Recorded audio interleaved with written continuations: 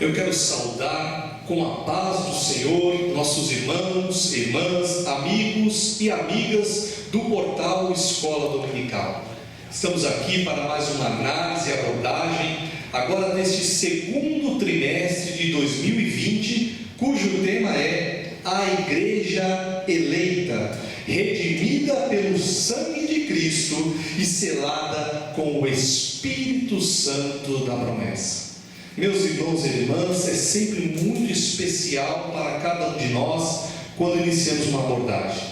Esse estudo preparatório para um novo trimestre, pelo qual cada um de nós, desde lá do professor até o aluno mais pequenino, se prepara para aprender um pouco mais sobre a palavra do nosso Deus. E como é bom, meus queridos e queridas, conhecermos ao nosso Deus. Só é bênção na vida do cristão o conhecimento da sua palavra. E é esse desejo que nos impulsiona a cada um de nós a estarmos aqui trazendo esses estudos para que o povo de Deus prossiga nesse caminho para o céu.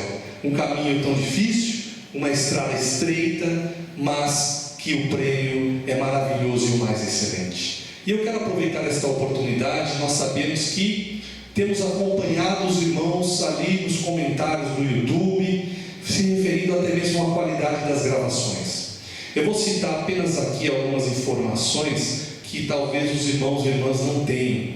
Mas o portal Escola Dominical, ele começou a trabalhar lá por volta do ano de 2003, quando ele entrou no ar pela primeira vez, né? De 2001, o pastor Caramba aqui está me corrigindo, né?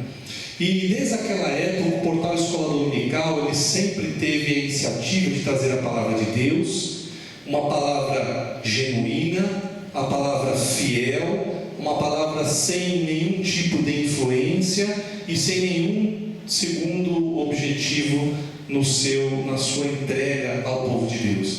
Então, desde lá, nós sempre fomos sustentados pelas contribuições dos irmãos, pela contribuição muito forte do seu idealizador, irmão Sérgio Paulo, que até mesmo o seu patrimônio ele colocou em prol desse trabalho. E, meus irmãos, nós aqui entregamos aquilo que nós temos em nossas mãos. Então, quando nós efetuamos uma gravação, às vezes com a webcam que não é nem HD, é porque é aquilo que nós temos à nossa mão para fazer a vontade de Deus. E, ao contrário do que alguns outra vez pensem, esse trabalho do portal Escola Dominical ele não é sustentado pelas Assembleias de Deus. Então, apesar de aqui nós temos o estudo preparatório aqui na sede do Belenzinho, né? Uma coisa está separada e diferente da outra. Então, o portal Escola Dominical ele é sustentado somente pelas contribuições dos irmãos e pelas contribuições de cada um de nós que aqui estamos. Então, é muito importante que os irmãos entendam isso, né? Nos ajudem. Nós queremos melhorar a qualidade dos vídeos. Hoje, para os irmãos terem uma ideia, como está tendo um encontro aqui na sede, nós não esperávamos ter esse espaço para gravar essa abordagem. Então, nos íamos emprestar um escritório aqui do lado, né? Cedido, né? por uma irmã, né, pastor? Mas conseguimos fazer aqui porque a sala não está sendo ocupada. Então, os irmãos continuem orando para que o Senhor venha abrir as portas, para que o Senhor venha tocar no coração também dos irmãos e das irmãs, para nos ajudar com suas contribuições, porque esse trabalho é feito por fé e exclusivamente para Deus. Não é um trabalho para enriquecer ninguém. Nenhum de nós, nenhum colaborador do portal recebe qualquer tipo de salário, mas simplesmente para o Senhor. Continue nos ajudando com a graça de Deus. E hoje, pelas misericórdias do Senhor, estamos aqui mais uma vez para buscar o entendimento, o aprendizado da palavra do Senhor, e sozinhos não conseguimos fazer nada. Precisamos da ajuda dos irmãos e da ajuda desses ilustres professores que aqui estão. Eu queria mais uma vez, para quem não nos conhece, mais apresentar a cada um deles. Queria começar hoje pelo nosso professor, escritor, colaborador aqui da IPAPED também, o pastor José Serafim. Cumprimentando nossos amados irmãos com paz do Senhor, agradecemos a Deus pela oportunidade que temos para fazermos hoje a abordagem do nosso segundo trimestre. E temos a certeza que aqueles irmãos que acompanham rigorosamente os estudos da escola dominical, eles experimentarão o crescimento espiritual, o aprendizado da palavra de Deus. Às vezes vai entrando em nós, parece até de maneira imperceptível, mas no correr dos anos, diante das circunstâncias, nós vamos perceber o valor que esses ensinamentos têm. E nós discutiremos hoje de um modo assim amplo, generalizado, esse trimestre, e depois teremos as aulas específicas em cada domingo. Deus os abençoe, que possais desfrutar e crescer na graça e no conhecimento de nosso Senhor Jesus Cristo. E eu queria também ouvir uma saudação do nosso irmão e amigo, evangelista Caramuru Afonso Francisco. Cumprimentar os nossos amigos e irmãos do Portal Escola Dominical com a paz do Senhor. É um motivo de muita alegria estarmos para mais uma análise e abordagem de trimestre, e neste trimestre que teremos um estudo da Epístola aos Efésios. Fazia 21 anos que a Escola Bíblica Dominical, no currículo da CPAD, não estudava a Epístola aos Efésios. Então, se alguém não vai à Escola Dominical porque diz que o tema é sempre repetido, que é uma das desculpas, e como todas essas desculpas esfarrapadas, mas não tem um grande argumento. Faz 21 anos que nós não estudamos a Epístola aos Efésios. A última vez foi no quarto trimestre de 1999, e o comentarista na época foi o pastor Elianar Cabral. Seja bem-vindo, irmão Caramuru. E sabe que o senhor me fez lembrar agora que minha mãe sempre dizia, né? Filho, não põe o dedo aí. Filho, não mexe aí. Aí eu ia lá e mexia e tinha um problemão. Isso quer dizer que nosso Deus, como o grande Pai que é, Ele não avisa uma vez só. Ele insiste, né? Então, às vezes um estudo ele voltar à tona num prazo mais curto é bênção para a nossa vida, porque nós precisamos ser lembrados diariamente dos mandamentos do Senhor, porque o Senhor não quer que nenhuma vida se perca. Isso é bastante importante. Então isso é realmente uma desculpa esfarrapada, né, de quem não quer aprender a palavra de Deus. Também está aqui conosco, também o nosso amigo, nosso irmão, também aqui professor da EPAPED, Josué Moreira. Nesta tarde eu quero cumprimentar a todos com a paz do Senhor, dizer da minha alegria de estar aqui ao lado dos meus companheiros, professores, e também lembrar aqui que nós estamos encerrando um trimestre e está à vista, está próximo aí o segundo trimestre para estudarmos a palavra de Deus, que muito nós temos que aprender, e agora muito mais. Que o assunto agora é a carta do apóstolo São Paulo, quando ele escreveu aos Efésios, e nós temos que aprender muito sobre a igreja, sobre Cristo e sobre a igreja. Portanto, nós estamos aqui nesta tarde para trazer um breve resumo no nome de Jesus. E como nós estamos falando de uma carta, eu queria que o nosso irmão Caramuru falasse um pouquinho para nós sobre a autoria, sobre a data, né? Escorresse um pouquinho sobre esse assunto para nós da carta aos Efésios. Bem, a carta aos Efésios é uma das epístolas de Paulo, ele mesmo quem escreveu, né? Já começa a carta dizendo Paulo, servo de Jesus Cristo, e é uma das chamadas cartas da prisão, porque Paulo, quando esteve preso em Roma, ele escreveu 4 cartas. Ele escreveu a carta aos Efésios, a carta aos Colossenses, a carta aos Filipenses e a carta a Filemon. Essa é a primeira prisão. Então a data foi por volta do ano 60, ano 61, que foi esse período em que Paulo esteve preso em Roma.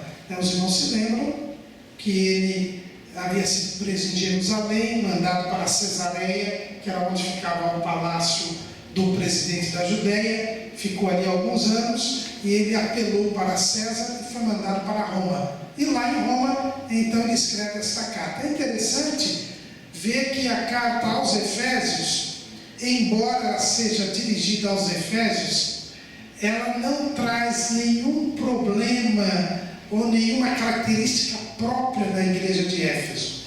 E alguns manuscritos não têm o nome de Éfeso. É interessante a gente ver que no começo da carta, eu vou abrir aqui, a gente poder ler corretamente aqui, é dito assim: Paulo, apóstolo de Jesus Cristo, pela vontade de Deus, aos santos que estão em Éfeso e fiéis em Cristo Jesus. Alguns manuscritos não têm essa expressão Éfeso. Parece até que Paulo teria feito uma carta circular, ou seja, ele escreveu essa carta e mandou essa carta para várias igrejas. Então, essa é a chamada teoria da carta circular, porque o tema da carta é a igreja enquanto corpo de Cristo. Não tem, como na carta aos Coríntios, alguma referência a problemas da igreja de Corinto, ou na carta aos Filipenses, alguma referência à igreja de Filipos, ou na carta aos Colossenses, nós temos referências, porque Paulo não fundou a carta à igreja em Colossos, e ele faz referência ao irmão que havia fundado lá o trabalho, que é Epáfras. Aqui nesta carta não tem nenhuma referência. E o que é de se estranhar, porque Éfeso foi o lugar que Paulo mais tempo ficou.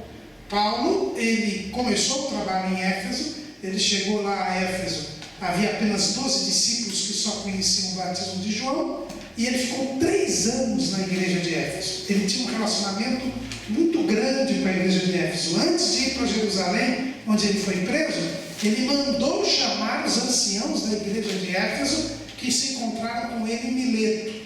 E depois que ele foi solto dessa prisão, ele mandou Timóteo para assumir a igreja de Éfeso. Então, a falta de informações aqui sobre a igreja de Éfeso faz com que alguns estudiosos entendam que essa carta tenha sido uma carta circular. Mas como Éfeso era a segunda maior cidade do Império Romano e tinha uma grande igreja, teria sido esta cópia que foi mandada a Éfeso que tenha chegado até nós. Então, a autoria foi do apóstolo Paulo, é uma das cartas da prisão, da sua primeira prisão, ele escreveu em Roma, entre os anos 60 e 61, e o tema dessa carta é sobre a igreja.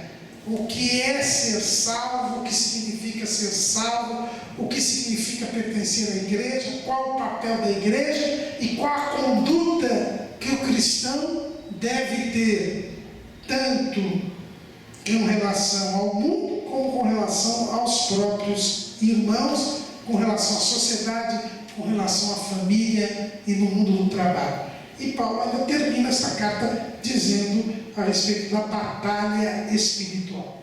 E como toda a carta de Paulo, tem 4 partes: uma saudação inicial, uma parte doutrinária, uma parte prática e uma conclusão. E esse tema é muito necessário, né, meus irmãos, para os nossos dias, porque nós percebemos que no dia a dia tem se confundido um pouco o que é ser igreja, né? Alguns têm confundido achando que ser igreja é ser uma instituição, é ter um CNPJ. Alguns estão confundindo que ser igreja é simplesmente ser uma organização bem definida, né? Com uma direção, com membros obedientes e assim por diante. Mas neste assunto, pastor Josué, fala um pouquinho para nós sobre este assunto da carta aos Efésios. Eu acho que é bom a gente detalhar. Como já vimos aqui, foi muito bom o detalhamento do pastor Caramuru sobre o tema da carta, mas eu quero dizer aqui que o tema principal, corroborando aquilo que ele já disse, quero dizer que essa carta ela é reputada como uma combinação magnífica da doutrina cristã e do dever cristão, da fé e da vida cristã, daquilo que Deus faz através de Cristo e do que nós devemos ser e fazer em decorrência disso. A partir desses pressupostos, observam-se 2 polos em torno dos quais gira a mensagem da carta de Efésios: Jesus Cristo e a igreja, ambos representados pela imagem simétrica de Cristo, que é a cabeça, e pela igreja, que é o corpo. Então, amados, o tema central desta carta aos Efésios é sobre a unidade da igreja de Jesus Cristo. Isso não se refere somente à igreja local de Éfeso. A carta trata da igreja universal de todos aqueles que creem em Jesus Cristo. Jesus Cristo é o fundamento dessa unidade. A carta afirma com todas as letras que Jesus Cristo eliminou essa separação, porque Ele é a nossa paz, a qual de ambos fez um, e tendo derrubado a parede de separação que estava no meio, a inimizade foi tirada. Já que isso é assim, toda a igreja de Jesus Cristo deve levar à superação de todas as barreiras, sejam raciais, sejam nacionais, culturais ou sociais. Então, amados irmãos, o tema principal dessa carta aos Efésios é a igreja eleita. Não se fala de judeu, não se fala de gentil, mas se fala aqui da igreja, a igreja eleita, daqueles que foram salvos por Jesus Cristo. Então esse é o tema principal da nossa referência aqui, da carta aos Efésios, aqui nesta tarde. Pastor Josué, realmente esse tema super importante para a vida do cristão. E eu estava aqui lendo esse capítulo 1, alguns versículos, e eu queria destinar uma pergunta para o pastor José Serafim. Esse capítulo 1 aqui, pastor, ele ainda fala um pouquinho sobre, no versículo 5, fala que nos predestinou para filhos de adoração, de adoção, perdão. E o contrário aí do que a teologia da prosperidade fala, sobre a predestinação financeira do crente, Eu queria que o senhor falasse um pouquinho sobre as bênçãos espirituais decorrentes da salvação. Amém. Meus amados irmãos, estamos estudando essa carta tão importante, carta aos Efésios.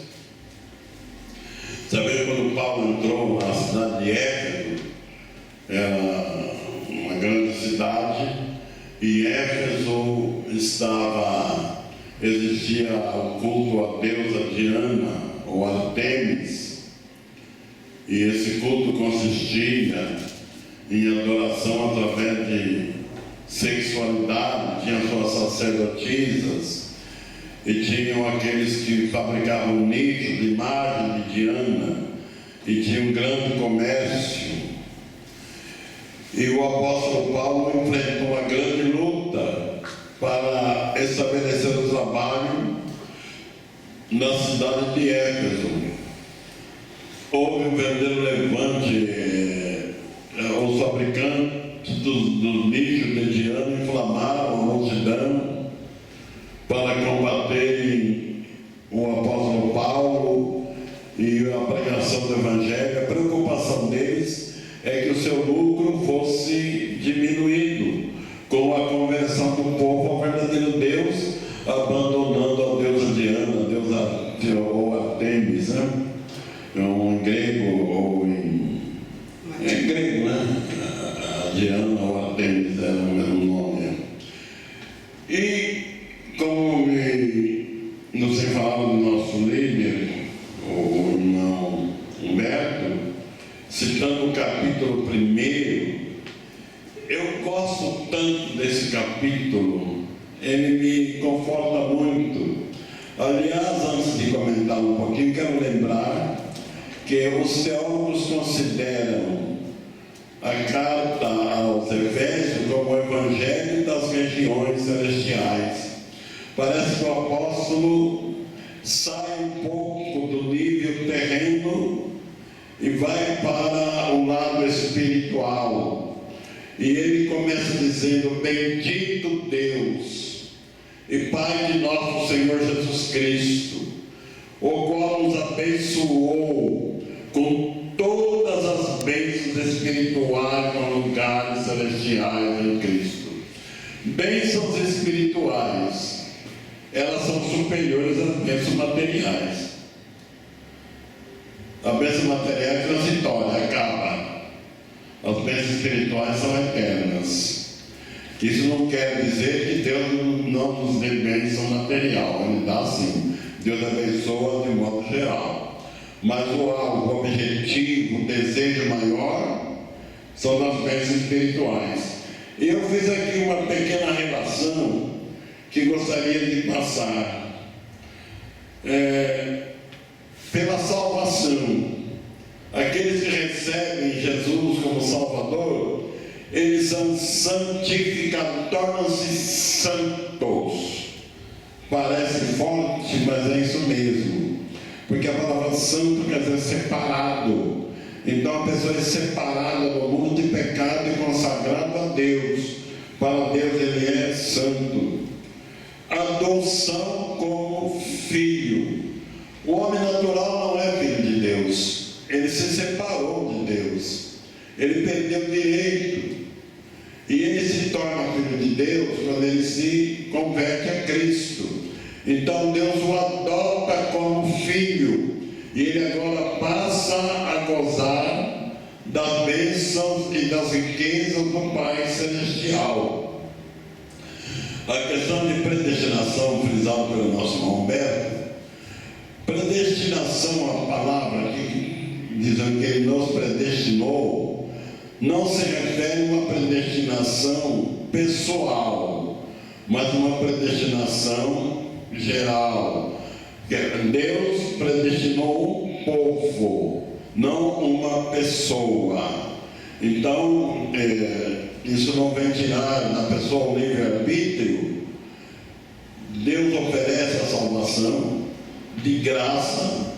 Salvação não é gratuita, ela é caríssima. Só que o salvo não paga, Jesus pagou o preço. Mas tem pessoas que não aceitam, não quer aceitar. Ele prefere viver a sua maneira de vida. E interessante que Deus respeita a decisão da pessoa.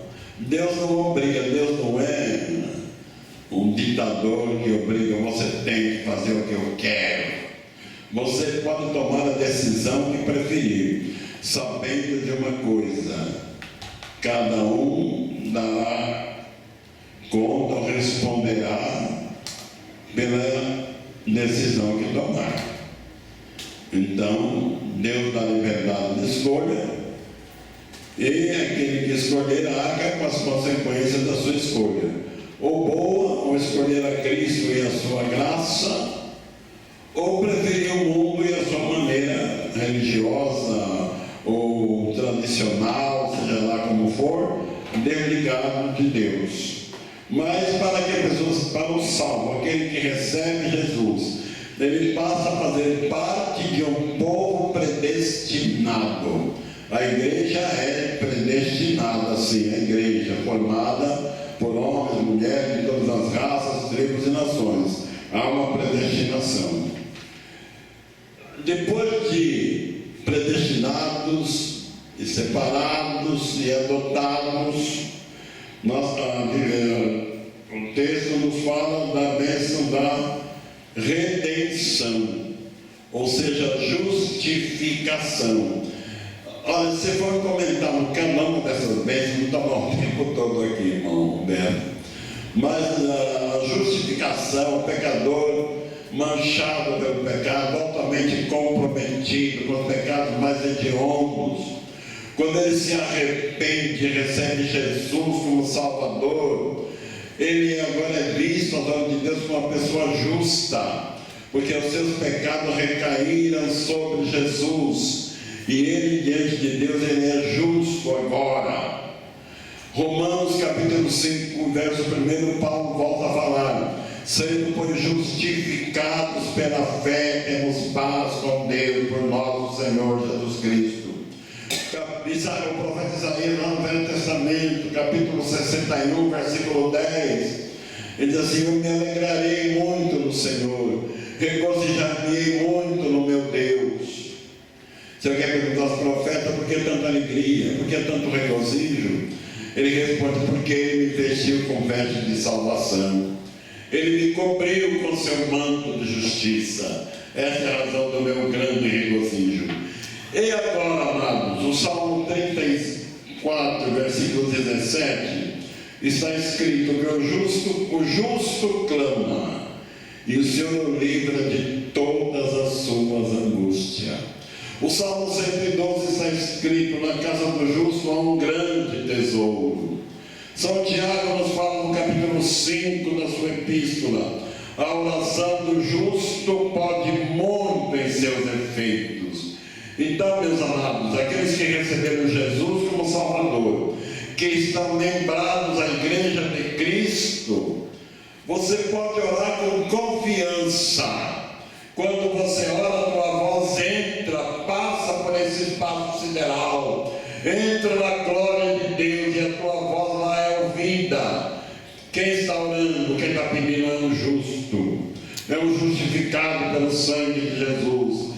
E essa tua oração é muito poderosa. Deus responde. O justo pode passar aflição? Pode, mas ele clama e o Senhor o livra de todas as suas aflições.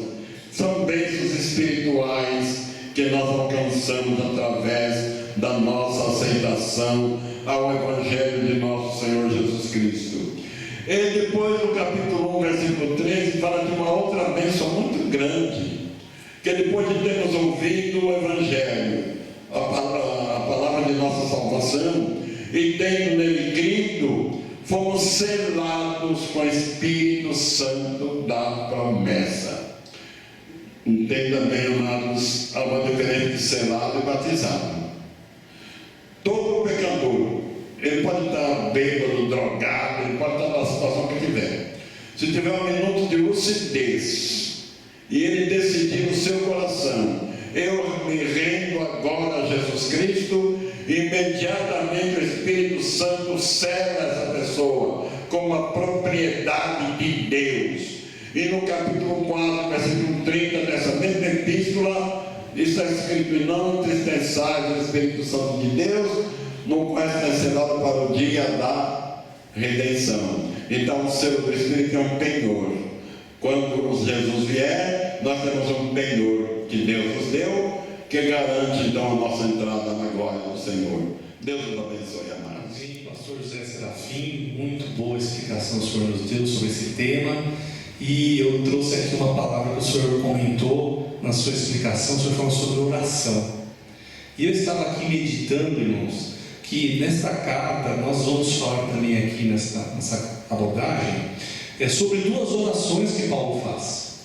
E eu estava aqui meditando um pouquinho, até fazendo uma introspecção, porque as dificuldades desta vida, os problemas, às vezes nos levam a colocar o foco das nossas orações em tantas coisas que são passageiras, em tantas coisas que ficam nesta vida. Não que nós não tenhamos que fazer, porque nós temos que colocar todas as nossas petições diante de Deus, porque é Ele que provê todas as coisas. Mas Paulo aqui nos chama a atenção para um tema especial. Lá no versículo 16 ele começa: não cesso de dar graças a Deus por vós, lembrando-me de vós nas minhas orações. Irmão Caramuru, quais são essas lembranças que Paulo tem para esta igreja em suas orações? É algo interessante, né? Paulo escrevendo aqui esta carta, ele faz questão de registrar duas orações. Ou seja, ele era um homem de oração. E ele lembra a igreja que a igreja precisa ser uma igreja que ora. Né? Nessa primeira oração, que é que está ali em Efésios capítulo 1, versículos 16 até o 23, Paulo, ele pede, e tanto na primeira quanto na segunda oração, é interessante que ele pede coisas espirituais para a igreja, ou seja, mostra que o nosso foco deve ser as bênçãos espirituais. Como disse o pastor Serafim, nós também recebemos bênçãos materiais, mas a nossa prioridade deve ser as coisas espirituais. E Paulo, essa primeira oração é uma oração de ação de graças. Ele diz: olha, não cesso de dar graças a Deus por vós. E ele pede o que para os crentes? O que é o pedido dele?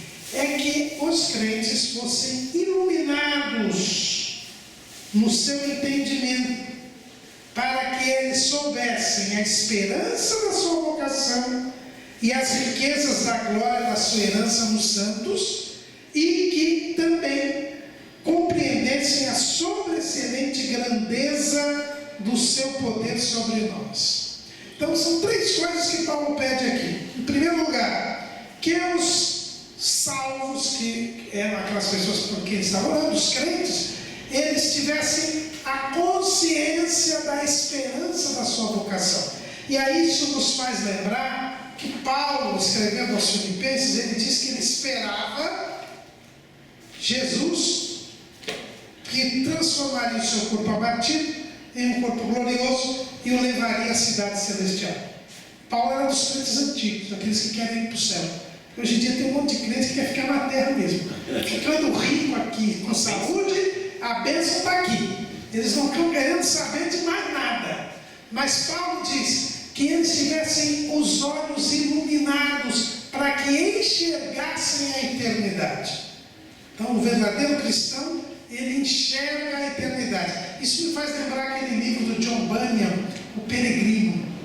O peregrino, ele olha uma luzinha lá longe, e o evangelista diz: é para lá que você deve ir. E o livro todo é ele indo para lá, abandonando a cidade da destruição e indo para lá. Esse é o progresso do peregrino, que o nome original do livro é o progresso do peregrino. Progresso que é a peregrinação, é o caminho, indo para o céu. A segunda coisa, que eles entendessem quais eram as riquezas da glória da sua herança. Todas essas bênçãos espirituais que foram dadas a ele, é o que Jesus ensinou no Sermão do Monte. Jesus disse o quê? Jesus falou assim: olha, procurai juntar tesouros nos céus e não na terra. Que nós devemos buscar as bênçãos espirituais. Jesus disse: buscar primeiro o reino de Deus e a sua justiça. E segundo, que eles entendessem qual é a grandeza do poder de Deus. Os crentes deviam entender que Deus é poderoso, que Deus tem poder, que o Evangelho é o poder de Deus. Eu fico muito preocupado que hoje em dia as pessoas esquecem do poder de Deus, deixam de lado. Nós mesmos estamos vivendo agora essa histeria aqui do coronavírus. Acabou agora há pouco conversando com o pastor Serafim. As pessoas estão preocupadas com o coronavírus, não vou ao culto para não ficar doente, e esqueceu que Jesus cura. Esqueceu que Jesus cura. Não estou dizendo que nós devemos não tomar cuidado, não é nada disso. Só que a gente tem que enxergar a grandeza do poder de Deus. E é isso que Paulo pede. Porque quando a gente entende que Jesus morreu, ressuscitou, recebeu todo o poder no céu e na terra, sujeitou tudo a seus pés e é a cabeça da igreja, aí as coisas mudam de figura na nossa vida. Então Paulo orou para que os crentes tivessem a esperança no céu, para que os crentes pudessem buscar o que realmente vale a pena, que são as bênçãos espirituais, e que eles enxergassem a grandeza. Eu preciso fazer uma crítica aqui, irmão. O senhor está muito radical, porque eu estou assistindo o Fantástico, eu estou vendo as mensagens do WhatsApp, então eu estou enxergando o perigo de todas essas coisas, Por isso que eu estou tomando, eu vou no culto, imagina, vou ficar doente, não pode, Mas brincando, Mas a gente sabe que como o pastor falou, né? Nós precisamos tomar cuidado, claro, porém a nossa vida também é profética, não é? E no mundo em que nós vivemos, as pessoas, eu até ampli um pouco o sentido daquele texto, né, que fala sobre ventos de doutrina, né? Mas a nossa doutrina é o que rege a nossa vida. A doutrina cristã rege a vida do homem em todos os sentidos. Então, muitas dessas coisas que acontecem na sociedade hoje, para levar ao pânico, levar ao desespero, também é uma mudança da doutrina. Mas o servo de Deus, que tem os olhos abertos, como está aqui na oração de Paulo, ele tem uma visão espiritual. Isso é muito importante, meus amados, esse tema. E eu estava aqui passando para o capítulo 2, né, dessa carta aos Efésios, e eu fiquei um pouco confuso aqui, pastor Zé Serafim. Que aquela igreja estava todo mundo morto, pastor, porque Paulo disse aqui, e vos vivificou. Eu queria que o senhor nos ajudasse a entender um pouquinho o que é vivificação. Antes que comentemos esse texto falado pelo nosso irmão Beto, eu quero lembrar de uma grande bênção que eu não comentei, mas que não pode ser esquecida. A maior bênção espiritual que o salvo recebe é o seu corpo sendo glorificado por ocasião do arrebatamento da igreja. Da primeira carta de Paulo aos Coríntios, capítulo 15, versos 51 a 54, que até que o corpo mortal seja absorvido pela vida. Em Daniel capítulo 12, versículo 2, tem um texto lá que me deixa meio preocupado, porque ele diz o seguinte, que muitos que dormem no pó da terra ressuscitarão, uns para a glória eterna, outros para a vergonha e desprezo eterno. O crente que morre doente, aleijado, ou com qualquer defeito físico, ele vai ressuscitar perfeito como é perfeito o nosso Senhor Jesus Cristo, porque é uma ressurreição da glória. Mas o ímpio que morreu doente ressuscita doente. O que morreu aleijado ressuscita aleijado. E me desculpe a expressão se parecer um pouco pesada, mas durante a sua sepultura, o seu corpo e a roupa foram tudo extinto, virou pó. Então ele se apresentará completamente nu, despido, para a sua vergonha eterna. E como é bom pertencer a Cristo, porque até dessa vergonha ele nos libertou também, graças a Deus. Nós seremos arrebatados em glória, vestidos de vestes brancas, vestes lavadas e branqueadas no sangue de Jesus. O texto que o nosso irmão Humberto citou, diz ele de uma forma assim amigável, né, que está achando um pouco complicado. Se nós éramos todos mortos, ele nos vivificou. Éramos sim, éramos mortos. Morte na Bíblia não significa deixar de existir. Morte na Bíblia significa separação. O homem separou-se de Deus pelo pecado. Livro do profeta Isaías, capítulo 59, versículo 2. Os ouvidos do Senhor não estão agravados para que não possa ouvir, nem a sua mão encordida para que não possa abençoar. Mas os vossos pecados fazem a divisão entre vós e o vosso Deus. Os defensores da doutrina da predestinação e de uma vez salvo, salvo para sempre, eles usam esse texto de maneira equivocada. Diz o seguinte: o morto não tem ação, o morto é morto, não pode fazer nada. Mas acontece que o morto referido aqui não é uma pessoa inconsciente, incapaz de tomar decisões. Morta quer dizer separado de Deus. Uma vez o pecador arrependido dos seus pecados, constituindo Jesus Cristo como seu Salvador, então ele, qualquer pessoa, mesmo o morto nos seus pecados, ele está consciente, porque ele peca conscientemente. Se peca conscientemente, não está morto, ele está consciente. E ele pode tomar uma decisão de aceitar ou rejeitar a Cristo. E quando ele decide receber a Cristo, ele recebe vida.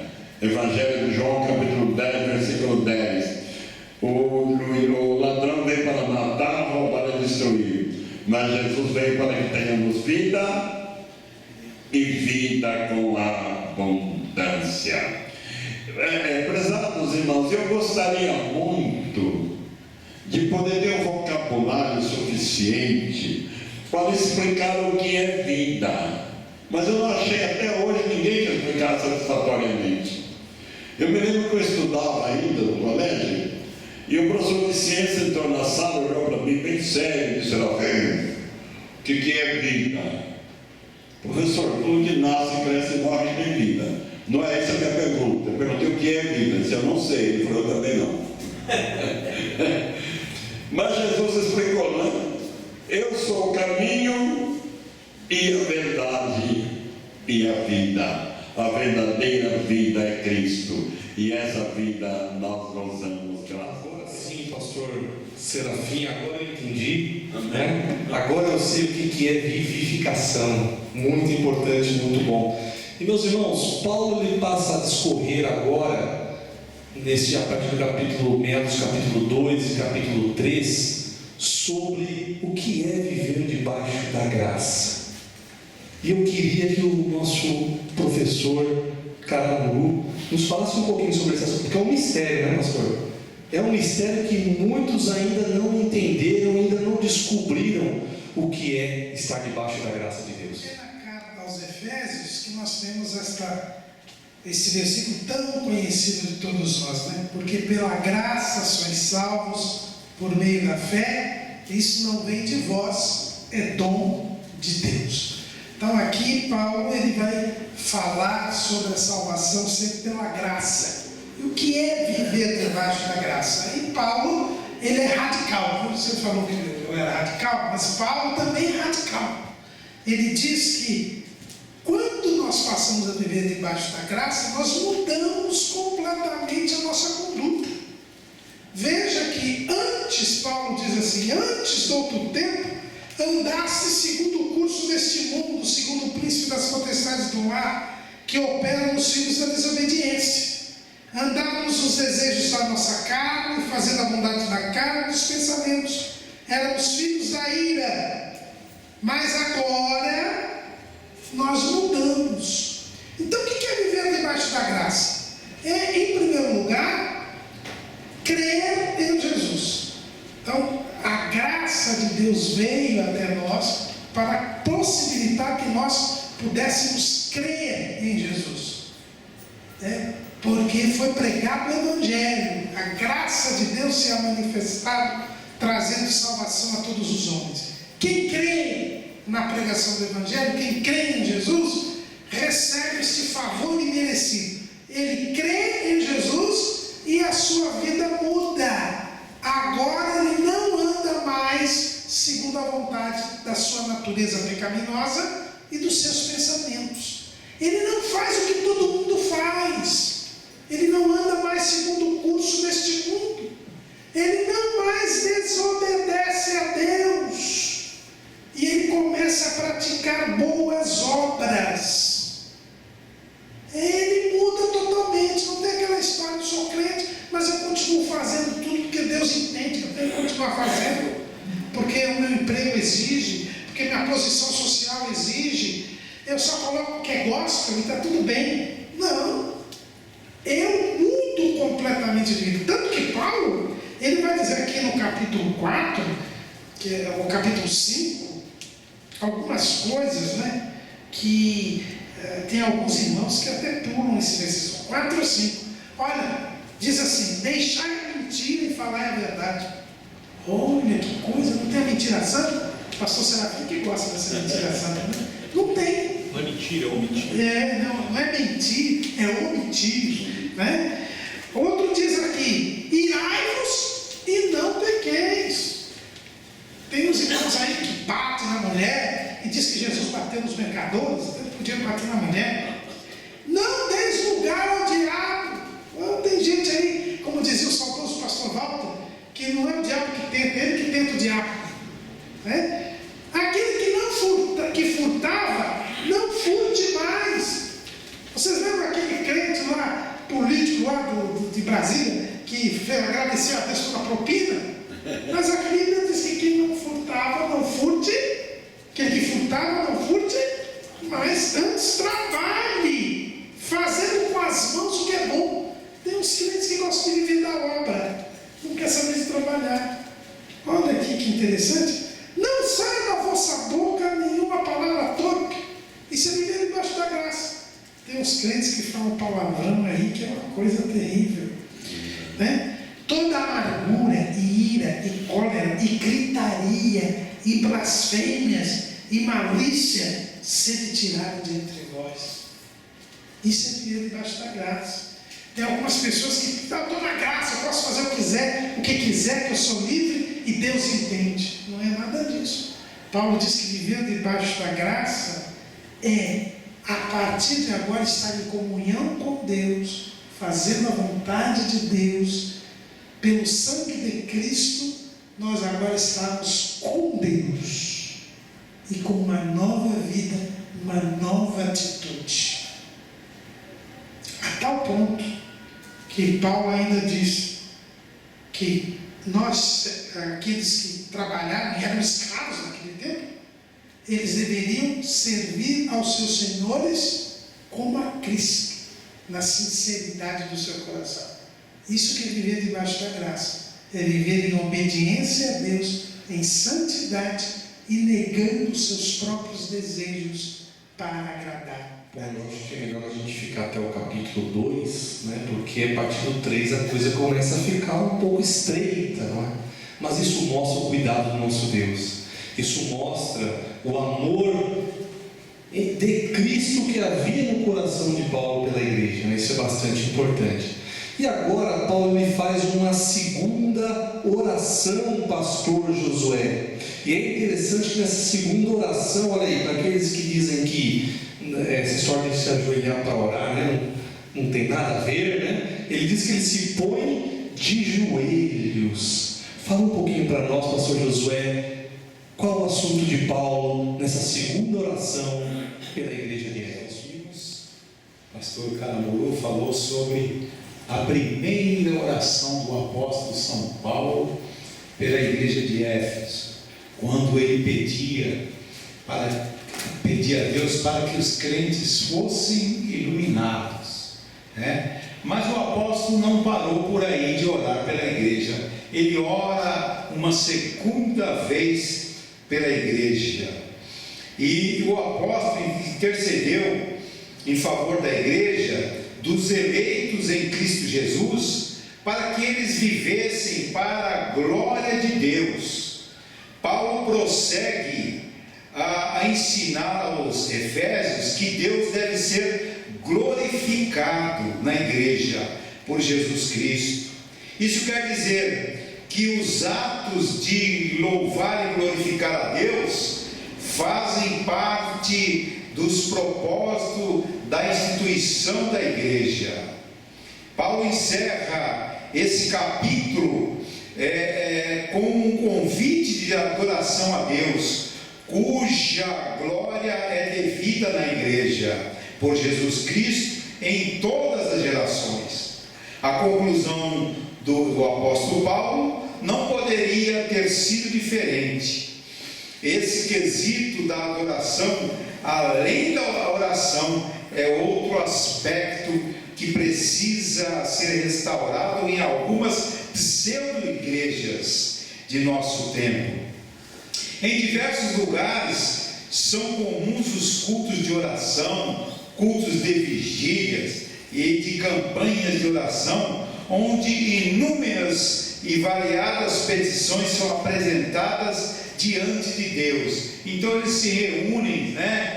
Em algumas igrejas, várias igrejas, se reúnem só para pedir, pedir e pedir. Mas o conselho do apóstolo Paulo é para que a nossa reunião, a nossa oração, a nossa adoração é para agradecer a Deus. Já pensou fazer uma vigília só para agradecer a Deus, não pedir nada, mas só agradecer. Então era isso que o apóstolo estava falando na sua carta. É imprescindível, portanto, abordar o assunto da adoração e da oração com a atenção necessária. A adoração pode ser definida como uma atividade de glorificar a Deus na sua presença, com nossa voz, com o nosso coração e nossas atitudes. O chamado do Evangelho é um chamado à adoração. Os salvos devem glorificar o nome do Senhor por terem suas vidas transformadas pelo Espírito Santo. Amém. Revelar aqui não é segredo, né? Mas talvez para os internautas, né? E essa questão agora que eu vou passar para o nosso pastor Zé Serafim me fez lembrar de algumas coisas, né? Porque o irmão que vos fala aqui é um ex-testemunho de Jeová, né? E eu queria falar agora, pedir uma ajuda para o pastor Zé Serafim sobre unidade da igreja, né? E eu me recordei aqui, eu estou lendo aqui o capítulo 4, fala de um só batismo, uma só fé, uma só vocação. Pastor José Serafim, que unidade é esta? É momento de resolver uma pegada, né? Muito obrigado. Quando o apóstolo fala uma só fé, um só batismo, ele quer dizer que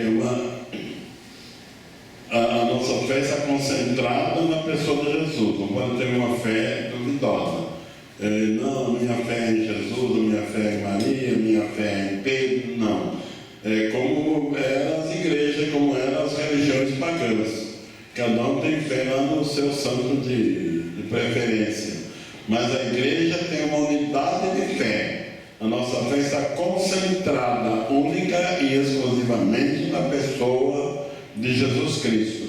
Um só batismo. O batismo é aquela decisão, quando uma pessoa decide seguir a Cristo. O batismo é um testemunho que ele dá perante o mundo espiritual, perante o diabo e seus anjos, perante Deus e o exército celestial, perante os irmãos em Cristo e perante o mundo, que ele agora é uma nova criatura, que ele está agora morrendo para a vida anterior, sendo sepultado simbolicamente nas águas. Por isso que tem que ser batizado por imersão, para viver agora em novidade de vida, agora ser agora um servo de Deus, porque ele passou por esse testemunho pessoal. Então é isso que se refere a um só batismo. É uma mesma natureza, uma mesma forma. E quero aproveitar para deixar bem claro que batismo na Bíblia Sagrada, a palavra batismo significa imersão. Então a aspersão não é batismo, é imitação de batismo. O batismo bíblico é por imersão. O batismo bíblico não pode ser para uma criança. A criança não tem decisão, não opta por nada, não tem consciência. O batismo é uma pessoa adulta que toma a decisão de seguir, romper com o mundo e seguir a Cristo, e ele escolhe, ele prefere, ele pede para ser batizado. Por isso, já ser uma pessoa adulta. O próprio Jesus foi batizado com quase 30 anos, está escrito, não é? Então, esse é um só batismo. Não temos dois tipos de batismo, com imersão, aspersão, como alguém já até sugeriu que até uma jornaleira na cabeça de batismo. Isso é batismo mudando diabólico, né? O batismo bíblico é batismo na água, por imersão. Então, todos nós somos batizados em nome do Pai e do Filho e do Espírito Santo, imerso nas águas e ressuscitado para uma nova vida.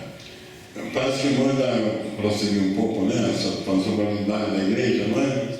O apóstolo Paulo, com muita capacidade, muita inteligência, ele fez uma alusão à igreja ao corpo humano. O corpo humano tem vários membros, cada membro tem uma função definida. Um membro não pode fazer a função do outro. Ninguém consegue fechar os olhos e enxergar pelo ouvido. Ninguém consegue tapar o ouvido e ouvir pelos olhos. Cada membro do corpo tem a sua função definida. E um não é mais importante que o outro. Qualquer um que faltar prejudica o corpo. A igreja tem muitos membros. E cada membro tem uma função que o Espírito Santo delegou. Façamos-la com alegria, sem invejar a posição do nosso companheiro e nem querer cortá-lo. Doutor Caramuru protesta, não tem inveja, oxalá fosse verdade. Mas, se Deus usa o meu irmão numa pregação eloquente, maravilhosa, eu vou ficar do lado glorificando a Deus e orando para que a sua mensagem seja mais forte ainda. Se Deus usa meu irmão para curar enfermos por seu demônio, eu vou estar ao seu lado apoiando para que a bênção seja maior. É o corpo de Cristo sendo fortalecido. E o apóstolo Paulo também fala nisso também aos Coríntios, e ele cita uma passagem meia preocupante, não é? Ele diz que os membros menos honrosos, a esses damos maior honra.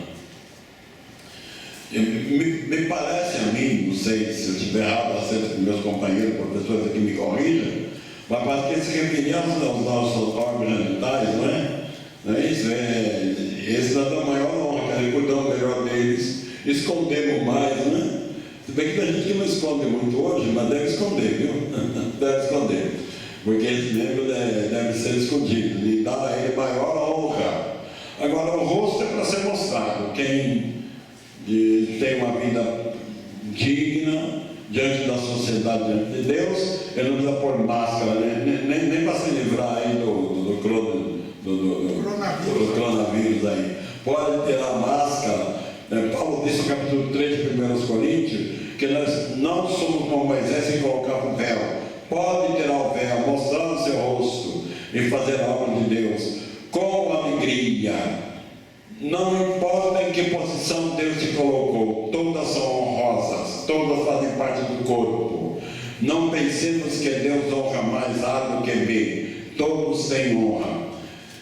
Quando eu machuco a unha do meu dedinho do pé esquerdo, eu ando mancando e quase caindo. Como faz falta, tão pequenininha, escondida dentro do sapato, mas como é importante para mim.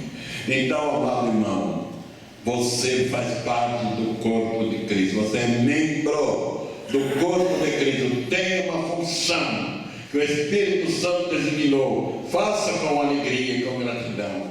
Você receberá por isso o seu galardão.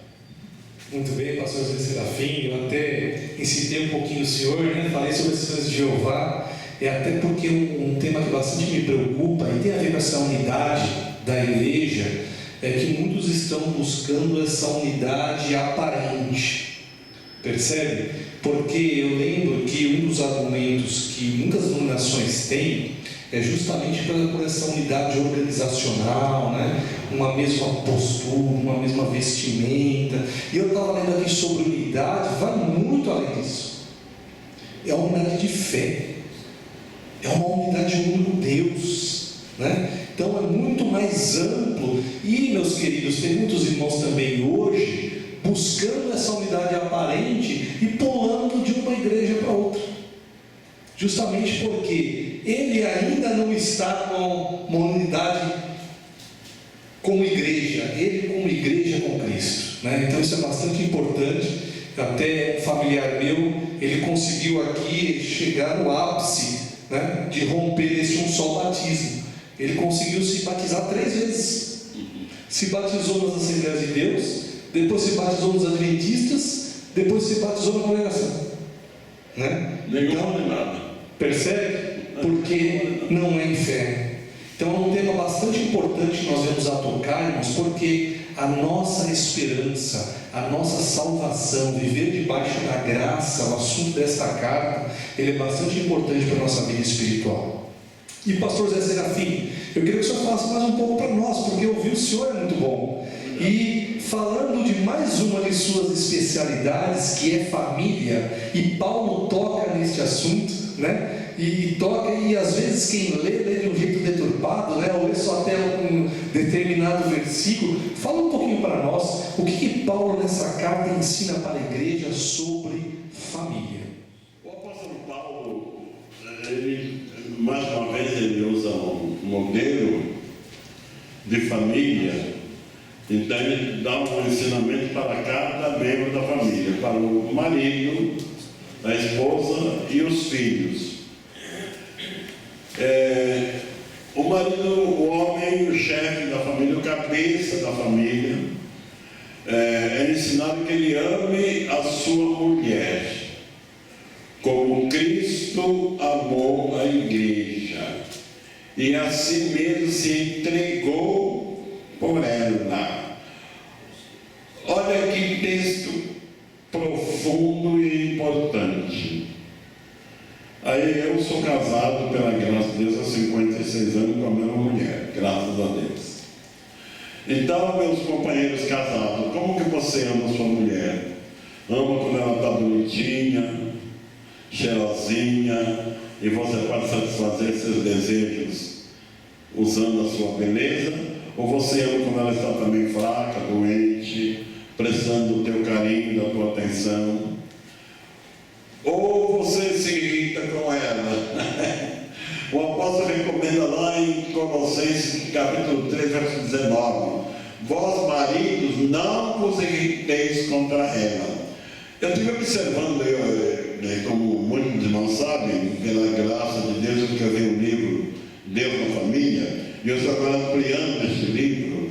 E eu estava fazendo uma observação hoje, pensei até que conversar com o doutor Calamuro sobre isso, porque é uma coisa interessante. Quando ele diz ao marido, ele se refere vós maridos, mas quando se dirige à mulher, ele usa no singular: cada um ame a sua mulher, para ficar bem claro que cada homem tem direito de se casar com uma única mulher. O casamento, então, é monogâmico, um homem e uma mulher. E a relação dos pais com os filhos. Amar, como o apóstolo Paulo faz uma alegoria, dizendo que o casamento, a união de um homem e de uma mulher, simboliza a união de Cristo com a igreja. Cristo é um noivo, será um marido, a igreja é a esposa do Cordeiro. Jesus tem paciência com a igreja, se não tivesse, nós estaríamos perdidos. E ele ama tanto que morreu por ela. O doutor Calamoro contou para nós uma história saindo de um culto, houve lá um tiroteio, e um cidadão correu muito. Depois que passou o tiroteio, ele voltou: cadê minha mulher e meus filhos? Não morreu não, está aí. Outro irmão deu proteção. Ele parece que não conhece esse texto, né? Que manda, se necessário, morrer pela mulher. Será que nós temos coragem de morrer pelas nossas mulheres? Eu vou fazer uma confissão pessoal. Eu estou falando para irmãos, e se alguém não é crente, não se escandaliza, porque é isso mesmo. Às vezes eu oro a Deus e digo: Senhor, me ajude a amar a minha mulher como o Senhor amou a igreja, como o Senhor ama a igreja. A igreja se sente protegida e confortável ao lado de Jesus. Assim devem as nossas esposas sentir-se protegidas e confortáveis do nosso lado. Ela tem que olhar para o marido e dizer: meu marido resolve, eu confio nele, eu descanso na sua inteligência, eu descanso nos seus cuidados. Isso agrada a Deus, e isso tem uma relação com a palavra de Deus. Portanto, o lar cristão é uma figura da igreja, marido amando a sua mulher em todas e qualquer circunstância, pais não irritando seus filhos, não os irrite, ore por eles, ore pelos filhos. Muitas vezes nossas palavras, por mais sensata que seja, não é compreendida pelo adolescente. Mas a nossa oração, o Espírito Santo sabe falar de maneira que nós não sabemos falar. Agora, orar e clamar, e interceder por nossos filhos, nós devemos. Aliás, na lição trimestre passado, aprendemos uma coisa que eu guardei e quero praticar e quero ensinar. O sumo sacerdote entrava no Santo dos Santos, o primeiro sacrifício que ele fazia era primeiro por ele e depois por sua família. Aí então o segundo sacrifício era para o povo. Então a família, Deus tem prazer que nós oremos, cuidemos e protejamos a nossa família. Os nossos filhos estão destinados a serem servos do Deus Altíssimo. O filho do crente não é para ser bandido, nem ladrão, nem maconheiro. É para ser um pregador da palavra de Deus. É para ser uma pessoa de bem. É para ser um cidadão honrado. E um texto da Bíblia que muito me confortou, e eu creio que confortará também nossos ouvintes, está lá em Êxodo capítulo 20, nos 10 mandamentos, onde está escrito Deus prometendo fazer usar de misericórdia até 1000 gerações daqueles que guardam a sua palavra. Então o meu descuido com Deus, a minha falta de santificação, muitas vezes o meu pecado vai prejudicar meus descendentes, vai prejudicar meus filhos, meus netos e bisnetos, etc. Mas para que eles sejam uma família abençoada, Deus honrará a nossa fé, a nossa comunhão, o nosso temor e a nossa vida com Ele. Muito obrigado. Muito boa, pastor, a sua argumentação, muito proveitosa. Eu queria também aproveitar, os irmãos, eu vou colocar no rodapé deste vídeo o e-mail do pastor José Serafim e recomendar um dos seus livros, Deus na Família, né, pastor? É uma bênção. Os irmãos que quiserem apoiar o ministério do nosso pastor, é só mandar um e-mail para ele, que ele pode te mandar pelo correio, para se aprofundar um pouquinho mais nesse tema. Eu tenho certeza que vai ajudar. E nós estamos chegando já na parte final de nossa abordagem e encerrando aqui com o último capítulo dessa carta aos Efésios, cujo tema principal é batalha espiritual. Irmão Caramuru, fala um pouquinho para nós o que Paulo nos ensina sobre esse tema tão importante. É interessante verificar que o apóstolo Paulo diz que nós já temos todas as bênçãos espirituais nos lugares celestiais em Cristo, que ele dá o foco à espiritualidade. E por isso mesmo ele lembra que nós ainda estamos aqui na terra e ainda estamos em batalha contra as hostes espirituais da maldade.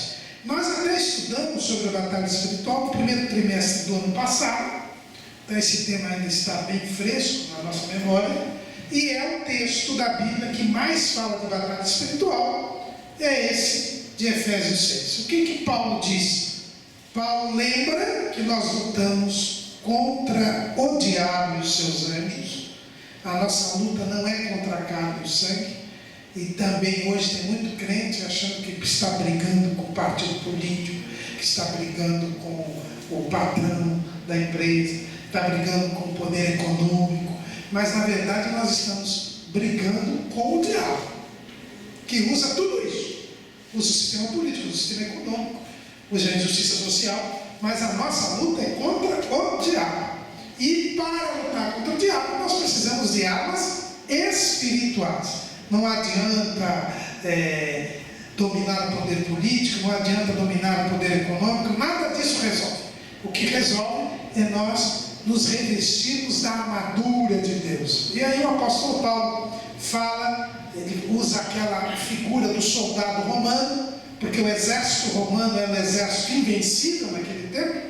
Paulo está escrevendo no ano 60, né? Roma, o auge do Império Romano foi do ano 14 a.C. até o ano 120 depois de Cristo.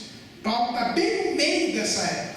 Por isso que ele tem a imagem do soldado romano, aquele que nunca perde batalha, porque ele sabia que a igreja não perde batalha, mas ela tem que estar armada. Então ela deveria estar armada com quem? Armada com o cinturão da verdade, com a couraça da justiça, calçados dos pés da preparação do Evangelho da Paz, com o escudo da fé, com com o capacete da salvação, todas estas armas de defesa, e com a espada do Espírito, que é a única arma de ataque, que é a palavra de Deus. Daí a gente já vê que tem muito crente desarmado hoje. O estatuto do desarmamento não dá certo, não deu certo no Brasil, e aumentou a bandidagem, e também não dá certo na vida espiritual. Se você se desarmar, o diabo faz gato e sapato de você, como dizia minha mãe. Então é preciso você estar revestido dessa armadura de Deus e em forma, porque o soldado que está armado, mas está fora de forma, também não resolve. E o que é que dá forma? O apóstolo Paulo diz, olha, é vigilância e oração, orando em todo o tempo e vigiando nisso. O crente que vigia e ora e que está revestido da armadura de Deus, ele é vitorioso. E Paulo tinha tanta confiança nisso, que ele termina a carta pedindo oração por ele. Ele pede oração por ele. E o que é interessante, ele não pede oração para ser solto da prisão, ou para ser absolvido. Ele pede que os irmãos orem para que ele pregue o Evangelho e cumpra o seu ministério na prisão. Ele vivia o que ele ensinava. E o foco dele era o foco espiritual. E só para terminar, lembrando aos irmãos que é bom nesse trimestre, além de você ler Efésios, ler Colossenses também. Colossenses foi escrito na mesma época e é chamada carta irmã da carta aos Efésios. Às vezes alguma coisa que Paulo escreve aos Efésios, ele destrincha lá em Colossenses ou vice-versa. Tanto que essa história do não vos irriteis aí, está lá em Colossenses. Quero agradecer primeiramente a oportunidade ao nosso Deus, agradecer aos nossos irmãos que tão brilhantemente nos ajudaram nessa abordagem e análise agora do segundo trimestre, do ano de 2020. Que Deus continue abençoando os irmãos, pedir aos internautas que continuem orando por esse trabalho também contribuindo para que nós possamos manter toda essa estrutura. Eu vou comentar aqui um e-mail, colocar também no rodapé, faleconosco@portalebd.org.br. Este e-mail também serve caso os irmãos queiram ajudar nesse trabalho de uma maneira particular. Vou dar um exemplo. Nós precisamos trocar o nosso computador da transmissão. Ele está falhando algumas vezes a transmissão ao vivo, e com isso há uma perda na transmissão do YouTube. O vídeo fica cortado, a gente tem alguns problemas. Então, caso os irmãos queiram ajudar nesse requisito, podem mandar um e-mail e a gente pode conversar particularmente, porque esse trabalho é feito por fé e também pela contribuição dos irmãos. Sem os recursos financeiros a gente não consegue melhorar a transmissão das aulas, das gravações e assim por diante para todos os irmãos. Nós confiamos muito nesse trabalho no sentido de ajudar as congregações distantes, porque aqui nos grandes centros, São Paulo, Rio de Janeiro, Minas Gerais e outras cidades, tem grandes centros onde os professores têm muito acesso a conteúdos preparatórios, capéis e assim por diante. Mas nosso país é muito grande, existem locais onde não tem essa estrutura. E a aula transmitida ali pelo YouTube ajuda as pequenas congregações que estão nesses locais a melhorarem a exposição para os alunos e assim também fortificando o conhecimento espiritual da igreja, para com isso nosso irmão Caramuru aqui estar preparada para essa grande batalha espiritual. Que Deus abençoe mais esse trimestre, que Deus abençoe a cada um dos irmãos e irmãs, e que tudo sempre seja para a glória de Deus. Amém.